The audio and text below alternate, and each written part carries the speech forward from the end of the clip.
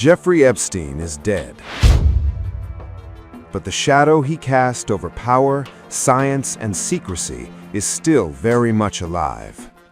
Before his death in a New York jail cell in 2019, as he awaited trial on federal sex trafficking charges, Epstein allegedly nurtured a vision so disturbing it sounds almost fictional. According to multiple accounts cited by the New York Times, Epstein wanted to use his wealth, his land, and his influence to propagate his own DNA, creating what some who heard him privately called a super race. For years, Epstein spoke openly to scientists, advisors, and business figures about a plan centered on his vast New Mexico property, a 33,000 square foot estate known as Zorro Ranch outside Santa Fe. There, he allegedly imagined a baby ranch where women would be inseminated with his sperm and give birth to his children. There is no evidence the plan was ever carried out. There is also no clear indication it would have been illegal, but those who heard it described the idea as chilling, unrealistic, and profoundly unsettling. Epstein's obsession was rooted in transhumanism, a loosely defined movement that seeks to enhance human capabilities through science, genetic engineering, and technology. Critics have long warned that parts of this thinking echo eugenics, the discredited belief that humanity can be improved through selective breeding, an ideology once embraced and weaponized by the Nazis. At the same time, Epstein was facing allegations of trafficking girls as young as 14. He pleaded not guilty. Investigators later showed he routinely exaggerated his wealth, inflated his scientific credentials, and misrepresented his role in finance. Yet money and persistence opened doors. And those doors led to the very top of science. Epstein embedded himself among elite researchers, Nobel laureates, celebrated physicists, evolutionary biologists, genetic engineers. He funded conferences, underwrote research, and hosted lavish salons where ideas were debated over fine wine and expensive meals. Some scientists later admitted the promise of funding dulled their concern over Epstein's criminal past. At Harvard, he helped establish the Program for Evolutionary Dynamics with a $6.5 million donation.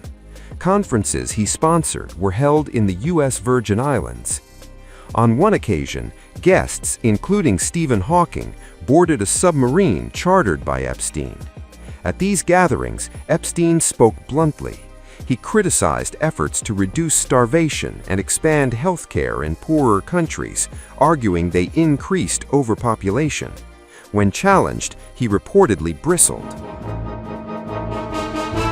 From the early 2000s, Epstein told multiple people he wanted as many as 20 women pregnant at once at Zorro Ranch. A woman identifying herself as a NASA scientist said he described it in detail. Others heard the plan repeated by third parties, proof the idea was not just private fantasy. Epstein even spoke of preserving his own body through cryonics, hoping science might one day revive him. One associate said Epstein wanted his head and his penis frozen. Whether Epstein ever fathered children remains unresolved. Recently released Justice Department files reference claims by a woman who says she gave birth as a teenager and that the baby was taken from her moments later.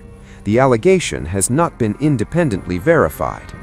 No children appear in Epstein's will. But the questions remain about power, secrecy, science, and how close something unthinkable may have come to reality.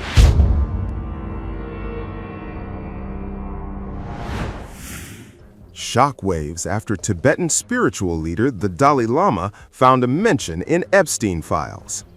The name Dalai appears at least 169 times in the recently released Jeffrey Epstein files, according to CGTN, citing records published Thursday on the U.S. Department of Justice website. The references appear across multiple documents, including personal emails and the index of a book titled Massage for Dummies, which was included as a scanned document in an earlier file release. One email dated October 21, 2012, sent to Epstein by a redacted sender, states that the sender wanted to attend an event on island that Dalai Lama is coming. Epstein replied, "Go to event." Many of the references to Dalai originate from Joichi Ito, the former director of the MIT Media Lab, who resigned in 2019 after disclosing that the lab had received $1.7 million in funding from Epstein. Another email from 2015 mentions first step would be to meet Tenzin. His student who runs the Dalai Lama Center can get us the Dalai Lama. And a subsequent message reads, "I'm working on the Dalai Lama for dinner." The office of the Dalai Lama has issued a statement denying claims that the Tibetan spiritual leader was connected to the late financier Jeffrey Epstein. Some recent media reports and social media posts concerning the Epstein files are attempting to link His Holiness the Dalai Lama with Jeffrey Epstein, the statement posted on the Dalai Lama's official X account said. The U.S. Department of Justice, DOJ, recently released an enormous trove of materials related to Epstein, including more than 3 million documents, over 2,000 videos, and roughly 180,000 photographs. These files form part of the Epstein Files Transparency Act disclosure, containing grand jury transcripts, investigative records, and other official documents. While some pages are heavily redacted, the release has drawn global attention.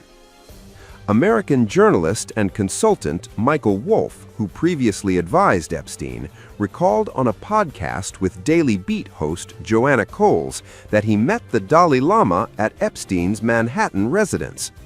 Wolff confirmed, "Yeah, indeed," noting that Epstein often hosted prominent figures at his New York home.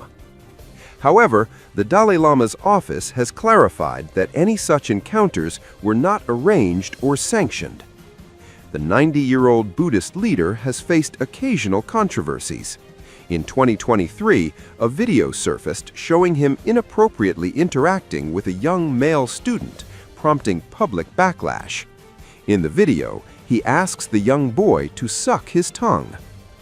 Recently, the Dalai Lama won Grammy for his audiobook, Meditations, The Reflections of His Holiness, the Dalai Lama.